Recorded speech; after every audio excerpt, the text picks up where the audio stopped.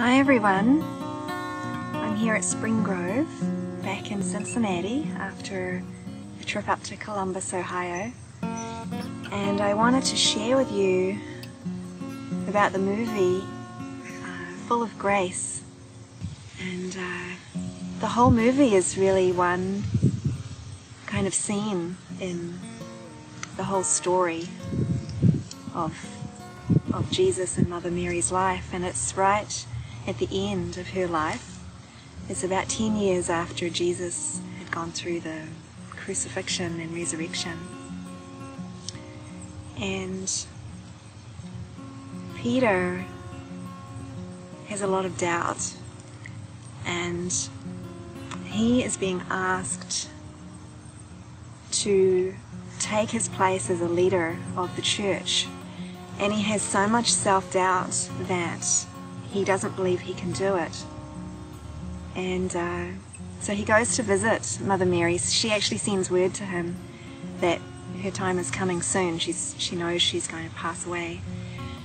And so he comes and he spends a couple of days with her, and he pours out his heart to her about how impossible it seems. Like, how could he know what to do? How could he follow in Jesus' footsteps? And as he talks with her, she tells him to remember. She asks him to remember when he first met Jesus and what that experience was like. And so he just goes into his mind, and he keeps having these visions of being on his fishing boat, and those memories are golden. They're this memory that he was fishing and fishing for many hours and not catching anything. And this prayer was in his heart at that time.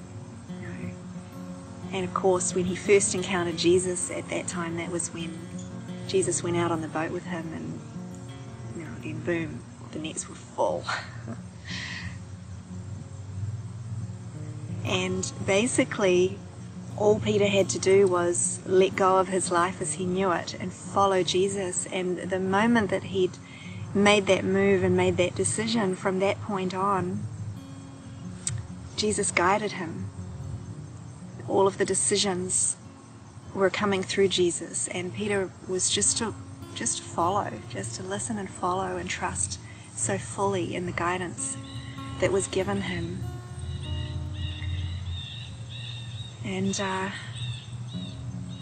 But he'd forgotten that, and he thought that he was now on his own, and he personally had to know how to lead the people, which is an impossible task.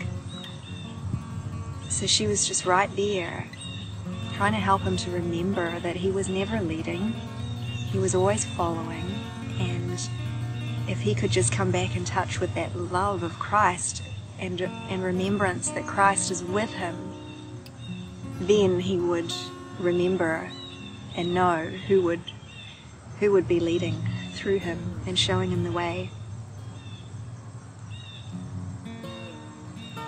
And the night that she's going to pass away, all of the apostles came to come and spend the last day or so with her, or those who were there, those who were left.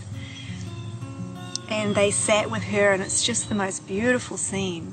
At one point it got a little dragged out with some sacrifice kind of themes coming into it, but it just touched my heart so much, the way when she was describing to them this experience of being so merged with Jesus, and that when he was in her womb there was 9 months where they were one. There was no sense of being separate beings at all. And then throughout his whole life she was so deeply connected with him that she felt that his life basically showed her the way. And when he was teaching and shining, then that was this witness for her of the truth. And when he went through the crucifixion scene, it was as if part of her died, but then when he went through the resurrection, it was that she was also reborn. And and what happened in being reborn into the awareness that he would always be with her and they could never be apart. That was the merge into knowing herself as the Christ.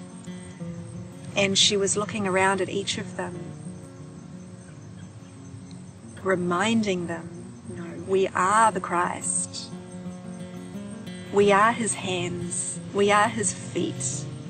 We speak his words. We share one purpose, and that this is our life in Christ.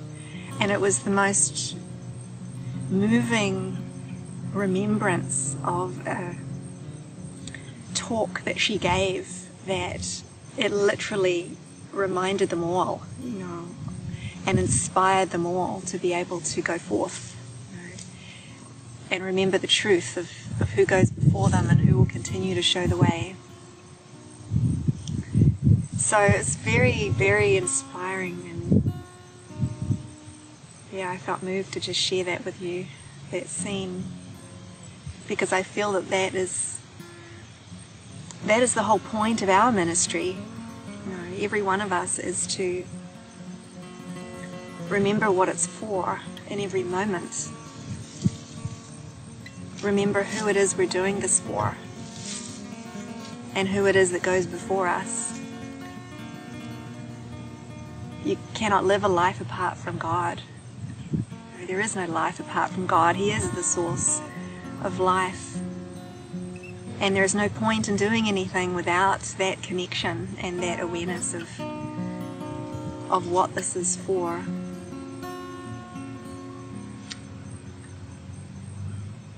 So the movie's title, Full of Grace, is the perfect title, and her eyes were shining, and this presence was nothing but a remembrance, that he is with us. And there was another beautiful little scene in the movie, the young girl who was there, who Mary had found her as an abandoned orphan and taken her in as her own daughter. And she was there to serve Mary, particularly in those later years. And this young woman was so full of the grace of Christ. And Peter, when he was lost, he said to her, "How do you know? Where does your faith come from? You didn't even meet him in person." And this is what touches me so much. She said, "I didn't need to meet Jesus. I met him through Mary." Mary's remembrance of Christ, her demonstration of this love and this service, this life of absolute devotion to this remembrance of Christ, taught me that it's real. It shows me that it's real.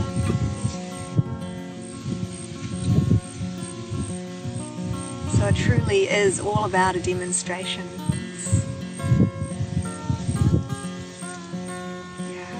It's our very heart as Christ that we're sharing. So thank you. It's a gift to share this with you.